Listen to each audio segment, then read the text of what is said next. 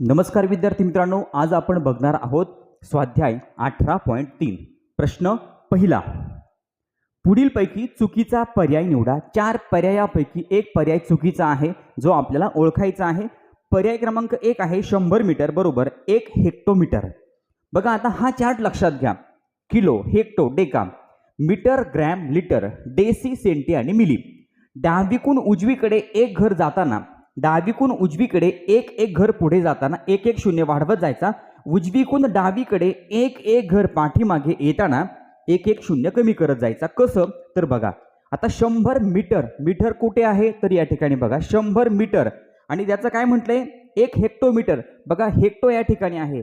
मग मीटरवरून डेकामध्ये येताना एक शून्य कमी करायचा 10, पुन्हा हेक्टोमध्ये येताना एक शून्य कमी करायचा म्हणजे झालं 1 हेक्टोमीटर. बघा 100 मीटर म्हणजे 1 हेक्टोमीटर.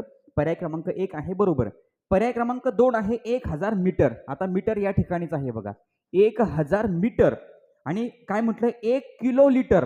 बघा आता मीटरवरून पुन्हा डेकामध्ये येताना एक शून्य कमी म्हणजे झाले 100. 100चे हेक्टोमध्ये येताना झाले 10 आणि 10 वरून पुन्हा किलोमध्ये येताना 1 म्हणजे 1000 मीटर बरोबर 1 किलो लिटर म्हणजे पर्याय क्रमांक 2 सुद्धा आहे बरोबर. पर्याय क्रमांक 3 आहे 1 किलोग्रॅम. बघा आता किलोग्रॅम या ठिकाणी आहे 1 किलोग्रॅम बरोबर 10 हेक्टोग्रॅम. आता आपल्याला डावीकडून उजवीकडे जायचे, किलोवरून हेक्टोवर जायचं म्हणजे एक शून्य आपण काय करणार वाढवणार.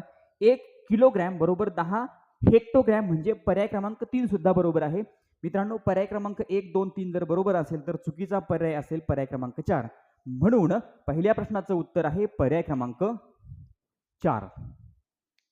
प्रश्न नंबर 2. 9.5 लिटर म्हणजे किती मिलीलिटर. बघा 9.5 लिटर. आता 1 लिटर म्हणजे 1000 मिलीलिटर. बघा 1 लिटर म्हणजे 1000 मिली. मी म्हणजे मिली आणि ली म्हणजे लिटर. 1 लिटर म्हणजे 1000 मिलीलिटर. आता 9.5 म्हणजे 9ला पावभाग कमी.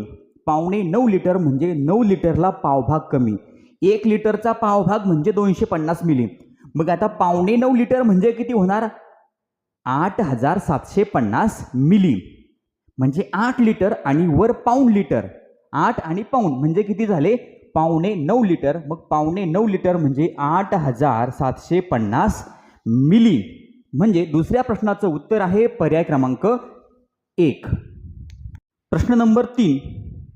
746 लिटर अधिक 246 लिटर 60 मिली अधिक 615 लिटर 45 मिली बरोबर किती. विद्यार्थी मित्रांनो 1 लिटर बरोबर 1000 मिली. बघा आता 746 लिटर आहे. बघा आपण 2 कॉलम केलेले आहेत. एक आहे लिटरचा आणि दुसरा आहे मिलीचा. ली म्हणजे लिटर आणि मी म्हणजे मिलीलिटर.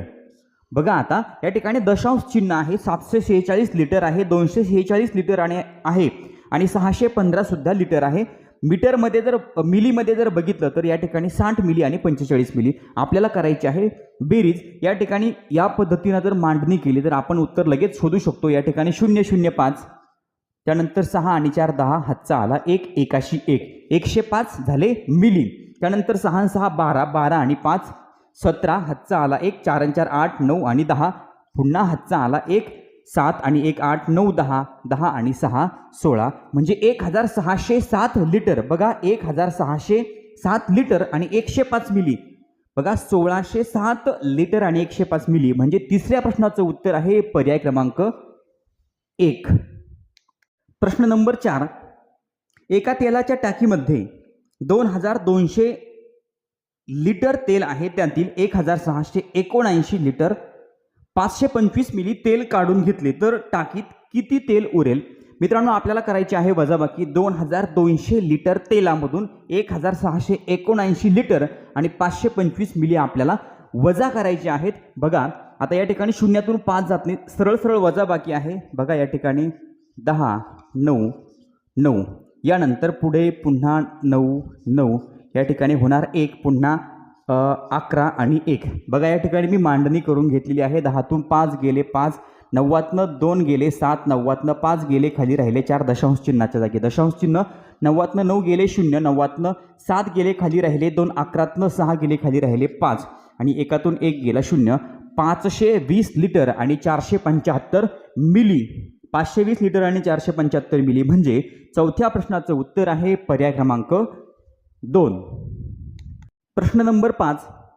एका पाण्याच्या पिंपाची धारकता 150 लिटर आहे. ते पिंप 3/5 इतके भरलेले आहे. ते पूर्ण भरण्यासाठी त्यात आणखी किती लिटर पाणी भरावे लागेल? एक पाण्याचा पिंप आहे ज्याची धारकता म्हणजे त्या पिंपामध्ये एकूण 150 लिटर एवढंच पाणी मावतं. तर ते पिंप 3/5 इतकं भरलेलं आहे. थोडक्यात ती पाण्याची टाकी म्हणा, 3/5 एवढा भाग भरलेला आहे.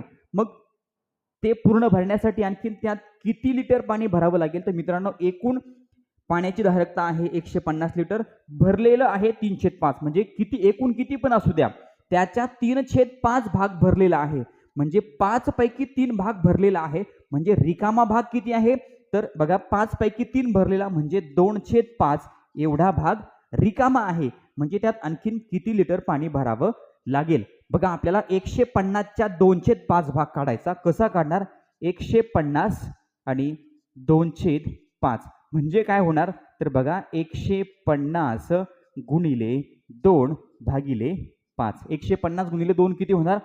तर 300 आणि 300 भागिले जर आपण 5 केलं तर 5 एक 5, 5 सख 30 म्हणजे या ठिकाणी झाले 60.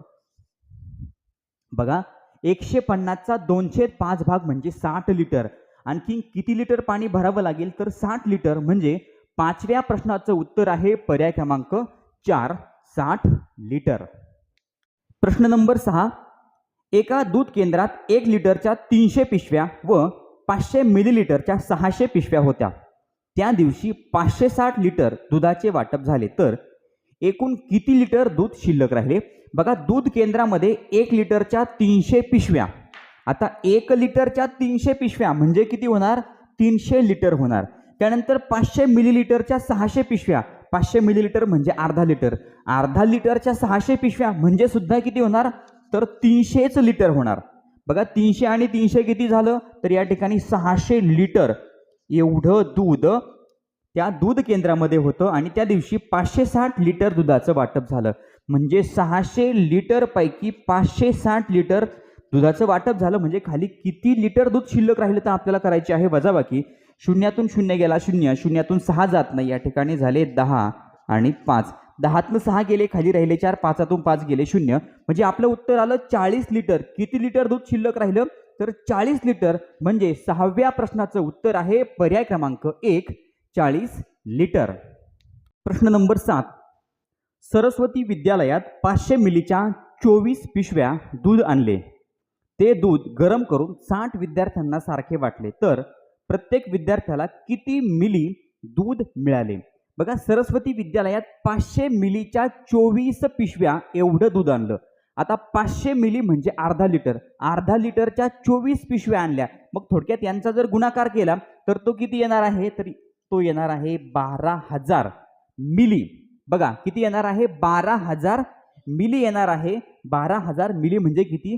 12 लिटर. 24 पिशव्या म्हणजे किती होणार? तर 12 लिटर. 12,000 मिली म्हणजे किती होणार? म्हणजे होणार 12 लिटर. मग आता हे 12 लिटर आणलेलं दूध किंवा 12,000 मिली एवढं दूध 60 विद्यार्थ्यांना सारख्या प्रमाणात वाटायचं आहे. म्हणजे आपण काय करूयात? या ठिकाणी भागाकार. 12,000 भागिले जर आपण 60 केलं तर मित्रांनो, ही भागाकाराची आडवी मांडणी आहे.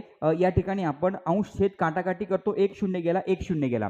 आता या ठिकाणी 6 1 6 आणि 6 2 12 म्हणजे या ठिकाणी किती राहिलेत? तर 200 मिली. बघा, प्रत्येक विद्यार्थ्याच्या वाट्याला 200 मिली एवढं दूध येणार आहे. म्हणजे 7व्या प्रश्नाचं उत्तर आहे पर्याय क्रमांक 3, 200 मिली. प्रश्न नंबर 8. 19.840 लिटर अधिक 25 लिटर 250 मिली बरोबर किती? आता विद्यार्थी मित्रांनो, 19 लिटर आणि 840 मिली आहे. त्यानंतर 25 लिटर आणि 250 मिली आपल्याला करायची आहे बेरीज. बघा, या पद्धतीनं मांडणी करून घ्या. लिटर खाली लिटर आणि मिली खाली मिली. बघा, या ठिकाणी 0 0 5 आणि 4 9 8 आणि 2 10 हातचा आला 1 दशांश चिन्हाच्या जागी दशांश चिन्ह 9 आणि 1 10 10 आणि 5 15 हातचा आला 1 1 2 आणि 4. या ठिकाणी 45 लिटर आणि 90 मिली. मग या ठिकाणी पर्यायांमध्ये जर बघितलं तर मित्रांनो आपलं उत्तर आहे पर्याय क्रमांक 2. बघा 45,090 मिली. बघा 45 लिटर आहे, 1 लिटर म्हणजे 1000 मिली, 45 लिटर म्हणजे 45,000 मिली आणि हे 90 मिली म्हणजे 45,090 मिली. 8व्या प्रश्नाचं उत्तर आहे पर्याय क्रमांक 2. बघा 45 लिटर आणि 90 मिली म्हणजेच 45,090 मिली. प्रश्न नंबर 9. स्वातीच्या आईने एका आनंद मेळाव्यात खाद्यपदार्थ व पेयांचा एक स्टॉल घेतला. विक्री करण्यासाठी तिने 46 लिटर 200 मिली कोकम सरबत बनवले. त्यातील 38 लिटर 950 मिली सरबत विकले गेले तर किती सरबत उरले? बघा सरबत बनवलं किती होतं तर 46 लिटर आणि 200 मिली एवढं कोकम सरबत बनवलं, त्यातलं 38 लिटर आणि 950 मिली सरबत विकलं तर खाली किती शिल्लक राहिलं आपल्याला करायचे आहे वजाबाकी. फक्त मांडणी व्यवस्थित करून घ्या. लिटर खाली लिटर येऊ द्या आणि मिली खाली मिली. बघा या ठिकाणी आता शून्यातनं शून्य गेला शून्य. आता शून्यातनं 5 जाऊ शकत नाही, हा शून्य खोडायचा वर घ्यायचा दोनाकडनं हातचा. या ठिकाणी 10 दोनाच्या ठिकाणी 1 10तनं 5 गेले खाली राहिले 5. आता पुन्हा एकातून 9 जाऊ शकत नाही, 6 कडनं हातचा घेतला या ठिकाणी झाले 11. 6च्या ठिकाणी झाले 5. 11तनं 9 गेले खाली राहिले 2. दशांश चिन्हाच्या जागी दशांश चिन्ह. पुन्हा 5तनं 8 जात नाही, 4कडनं हातचा 5च्या ठिकाणी 15. 4च्या ठिकाणी झाले 3. 15तनं 8 गेले खाली राहिले 7. 3तनं 3 गेला 0. 7 लिटर आणि 250 मिली एवढं कोकम सरबत उरलं किंवा शिल्लक राहिलं. 7 लिटर 250 मिली म्हणजे 9व्या प्रश्नाचं उत्तर आहे पर्याय क्रमांक 4. प्रश्न नंबर 10. एका बाटलीत 125 मिली सुवासिक तेल भरले तर 4 लिटर सुवासिक तेल भरण्यासाठी किती बाटल्या लागतील? बघा एका बाटलीमध्ये 125 मिली एवढं सुवासिक तेल आपण भरलं तर असं 4 लिटर सुवासिक तेल भरण्यासाठी 125 मिलीच्या किती बाटल्या लागतील? तर बघा 1 लिटर बरोबर 1000 मिली. मग आता 4 लिटर बरोबर 4000 मिली. बघा आपल्याकडं सुवासिक तेल आहे 4000 मिली आणि आपल्याला हे 125 मिलीच्या बाटल्यांमध्ये भरायचं आहे. अशा किती बाटल्या लागतील तर आपल्याला करायचं आहे मित्रांनो भागाकार. बघा 4000 भागिले जर आपण 125 केलं तर 125 त्रिक या ठिकाणी होणार 375 आणि मग 400 मधून 375 गेले, बाकी उरली 25, वरून घेतला 0 झाले 250 आणि 125 दुणे 250. 250 मधून 250 गेले, बाकी उरली 0. मित्रांनो 125 मिलीच्या 32 बाटल्या भरतील किंवा 32 बाटल्या लागतील म्हणजे 10व्या प्रश्नाचं उत्तर आहे पर्याय क्रमांक 1 32. प्रश्न नंबर 11. 12 मीटर 3 मिलीमीटर दशांश अपूर्णांकात कसे लिहाल? बघा 12 मीटर आहे आणि 3 मिलीमीटर आहे. काही गोष्टी आपण समजून घेऊयात. 1 सेंटीमीटर बरोबर 10 मिलीमीटर. 1 सेंटीमीटर बरोबर 10 मिलीमीटर. मग 1 मीटर बरोबर 100 सेमी. 1 मीटर म्हणजे 100 सेमी आणि ह्या 1 मीटरचं जर आपल्याला मिलीमीटरमध्ये रूपांतर करायचं असेल तर काय करणार आपण 100 गुणिले 10 म्हणजे 1 मीटर बरोबर 1000 मिलीमीटर. बघा 1 मीटर बरोबर 1000 मिलीमीटर. मग आपल्याला दिलेत 12 मीटर आणि 3 मिलीमीटर आहे. मग आता 12 मीटर म्हणजे या ठिकाणी 12 आणि दशांश चिन्ह 0 0 3 मिलीमीटर म्हणजे 12 दशांश चिन्ह 0 0 3 हे झालं दशांश अपूर्णांकात रूपांतर म्हणजे 11व्या प्रश्नाचं उत्तर आहे पर्याय क्रमांक 2. प्रश्न नंबर 12. कोजागिरी पौर्णिमेसाठी 500 मिलीच्या 12 पिशव्या दूध आणले तर एकूण किती लिटर दूध आणले? बघा कोजागिरी पौर्णिमेसाठी 500 मिलीच्या 12 पिशव्या एवढं दूध आणलं. 500 मिली म्हणजे अर्धा लिटर. 1 लिटर म्हणजे 1000 मिली. 500 मिलीच्या 12 पिशव्या. मग आता यांचा जर आपण गुणाकार केला 500 मिली गुणिले 12 तर 12 पंचे 60 म्हणजे किती होणार 6000 मिली. बघा 1 लिटर म्हणजे 1000 मिली. मग 6000 मिली म्हणजे किती होणार 6000 मिली म्हणजे 6 लिटर. 500 मिलीच्या 12 पिशव्या म्हणजे 6 लिटर, म्हणजे 12व्या प्रश्नाचं उत्तर आहे पर्याय क्रमांक 3 6. प्रश्न नंबर 13. 30 मीटर लांबीच्या दोरीला 5 ठिकाणी समान अंतरावर कापले असता 2 तुकड्यांची लांबी किती? बघा 30 मीटर लांबीची दोरी आहे, या दोरीला 5 ठिकाणी समान अंतरावर कापलं. बघा एक वस्तू आहे, या वस्तूला जर बरोबर मधोमध कापलं समान अंतरावर तर एकदा कापल्यानंतर 2 तुकडे होतील, मग 5 ठिकाणी कापल्यानंतर 6 तुकडे होणार आहे आणि हे 6 तुकडे समान अंतराचे आहे. मग आपल्याकडे दोरी आहे 30 मीटरची, म्हणजे आपण या ठिकाणी 30 भागिले करणार 6. 5 ठिकाणी कापलं 6 तुकडे झाले, 6 पंचे 30, म्हणजे आपला भागाकार आला 5 मीटर. बरोबर, या प्रत्येक तुकड्याची लांबी झाली 5 मीटर. मग 2 तुकड्यांची लांबी किती? तर 2 तुकड्यांची लांबी म्हणजे काय? 5 मीटर गुणिले 2, 5 दुने 10, 10 मीटर, म्हणजे 13व्या प्रश्नाचं उत्तर आहे पर्याय क्रमांक 2 10 मीटर. प्रश्न नंबर 14. 480 सेमी बरोबर किती डेकामीटर? आता 480 सेमी बरोबर किती डेकामीटर असं विचारले. मित्रांनो आपल्यासमोर हा चार्ट आहे.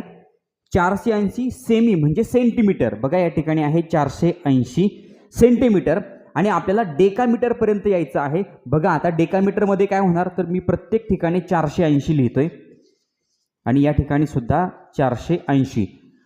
उजवीकडून डावीकडे एक एक घर आपल्याला पाठीमागे येताना एक एक दशांश स्थळ मागे यायचंय, म्हणजे एक एक शून्य कमी करत यायचा. मग आता सेंटीवरून डेसीमध्ये येताना काय होणार, तर दशांश चिन्ह या ठिकाणी येणार 0 आणि 8च्या मध्ये.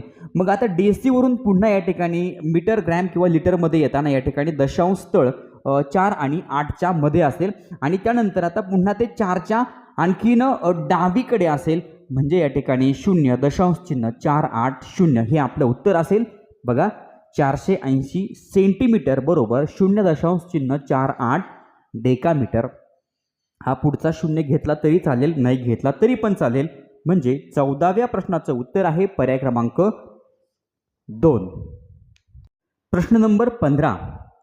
504 मीटर तार 8 ठिकाणी कापून तिचे समान तुकडे केले तर प्रत्येक तुकड्याची लांबी किती असेल? मित्रांनो प्रश्न नंबर 15 आहे. या स्वाध्यायामधला हा शेवटचा प्रश्न आहे आणि या प्रकारचा प्रश्न आपण अगोदर बघितलेला आहे. या शेवटच्या प्रश्नाचं उत्तर तुम्ही मला कमेंट बॉक्समध्ये सांगणार आहात.